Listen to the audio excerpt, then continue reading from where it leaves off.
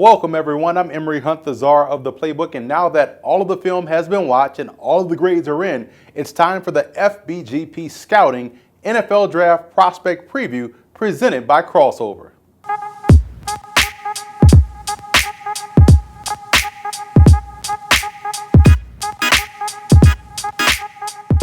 Before we get started with our rankings, here's how we gather our grades and what they actually mean. First, we watch a minimum of 3 full games on a prospect, his best game, his worst game, and the best possible matchup. And second, we grade on 15 key points specific to the position to equal 100 points in total. Now here's what the grades you'll see by a prospect name will actually mean. Prospects that have earned grades in the 90s graded out as potential future NFL All-Pros. Prospects in the 80s are considered future Pro Bowl players. Grades in the 70s represent solid NFL starters, and grades in the 60s are players that we believe are spot starters or situational starters in the NFL. And if you notice, we don't use the word reserve or backup because we personally feel as though there's no such thing as backups in the NFL, only starters in waiting. So without further ado, let's kick off our rankings by taking a look at our top 10. Tim Williams out of Alabama leads off our list as our #1 outside linebacker prospect in this year's draft class. His game compares favorably to Bruce Irvin of the Oakland Raiders. Williams was Bama's pass rushing third down specialist, and he excelled in that role. As a pro, he'll be asked to do a little bit more, and that's where you want to see him continue to grow his game and not pigeonhole himself as just a third down specialist. He has very good eyes for what's going on at and behind the line of scrimmage, and he's rarely fooled by misdirection. Zach Cunningham of Vanderbilt has terrific instincts for the position. Those instincts, coupled with his ability to pursue the ball carrier perfectly, definitely helps him make up for his okay speed and athleticism. I'm a big fan of how he's able to get through the trash consistently with ease. Jimmy Gilbert of Colorado is a tremendous football player. People will focus on his weight, but that has nothing to do with how well he plays the linebacker position. Gilbert is terrific with his hands, which allows him to beat blocks and make plays despite giving up at least 40 pounds to an offensive lineman. He's solid on both ends of defense, rushing the passer and playing the run, and you can also trust him dropping back in the short zone and making plays. I think he'll be a very productive pro as he moves forward.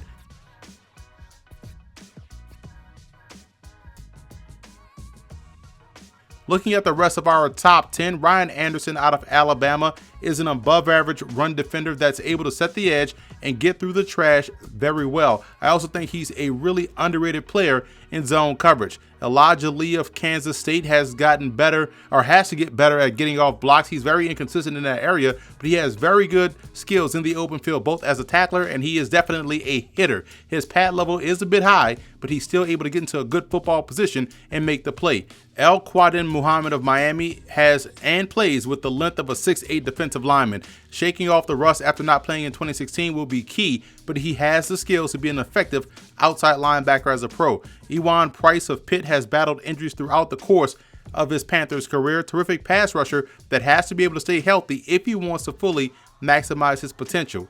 Tack McKinley is your quintessential hustle player out of UCLA. He gives maximum effort and doesn't make mental mistakes, but the jury is still out if that'll help him overcome those physical limitations as a pro. He's not as technically sound as you'd like to see, and he doesn't have that one trump card that you can look at and say, okay, that's why you have to take him high: speed, strength, or elite athleticism. But with that said, hustling can be considered a trump card, and he definitely has that. Javancy Jones of Jackson State has played both defensive end and outside linebacker for the Tigers and was an All-American performer at both in 2 separate seasons. He was an off-ball linebacker at the East-West Shrine game and got better every day from a coverage perspective, which is something he never had to do at Jackson State. And what you can't coach is instincts, and he has that in spades. Jones is consistently around the football and is one of those linebackers that looks to hit. So with that mentality as a backer, you're going to be able to beat blocks, get through the trash, and make tackles consistently more often than not. And he's a really good football player that's going to have a bright future as a pro. Jalen Reeves-Maben out of Tennessee is a rare sleeper from a major program. Injuries has been the bugaboo for him in Knoxville, but when he's out there on the field, he's a difference maker. Reeves-Maben has a high football IQ and takes really good angles to the football. You'll never see him make mistakes in space, and he is your classic weak side linebacker. And if he's able to overcome those injuries, someone will get themselves a heck of a ball player.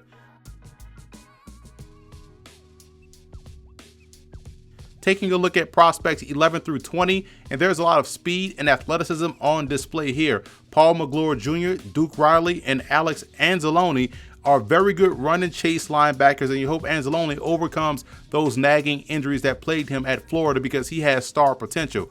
TJ Watt out of Wisconsin is a little stiff athletically and is much better versus the run than he is as a pass rusher. Marquise Smith and Brian Frazier are tremendous pass rushers that have played both defensive end and outside linebacker during their careers. Frazier was the CIAA Defensive Player of the Year in college. And Devontae Fields, Carroll Phillips, and Gabe Sherrod of Michigan State and also of Delaware State are your angular edge rushers with the length to be disruptive in getting after the quarterback.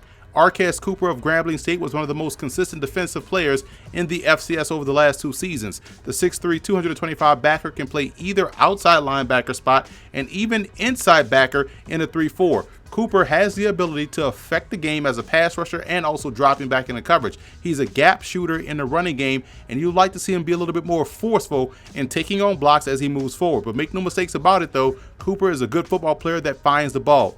Tied at 20 is Vantrell McMillan out of Chattanooga. McMillan played opposite of Keonta Davis and was equally as productive as a pass rusher. He's super athletic, and although he's 6'2", he plays with the length of a 6'5" edge rusher. What's impressive about his game is in his ability to turn the corner, flatten, and accelerate to the quarterback. He's a fluid athlete that would be an ideal sandbacker in a 4-3 and is in the mold of a Cliff Averill type of a player.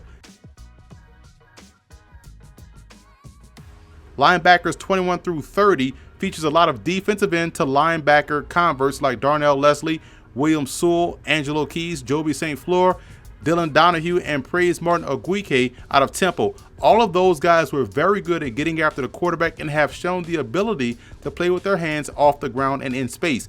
Calvin Munson out of San Diego State and Vince Beagle of Wisconsin were 2 highly productive backers in college that always found themselves around the football. Keep an eye on Khalil Young of Mississippi Valley State. Young is a very good athlete that's solid in pass coverage, but shows you that first step that you want to see from a potential pass rushing prospect. He uses length to slice through lanes to defend the run, and he'll have to get better at setting the edge as a pro and working on the power aspects of his game if he wants to fully maximize his potential moving forward. But the 6'4", 250-pound backer with the ability to hold his own in space, I believe the future is very bright for the former Delta Devil.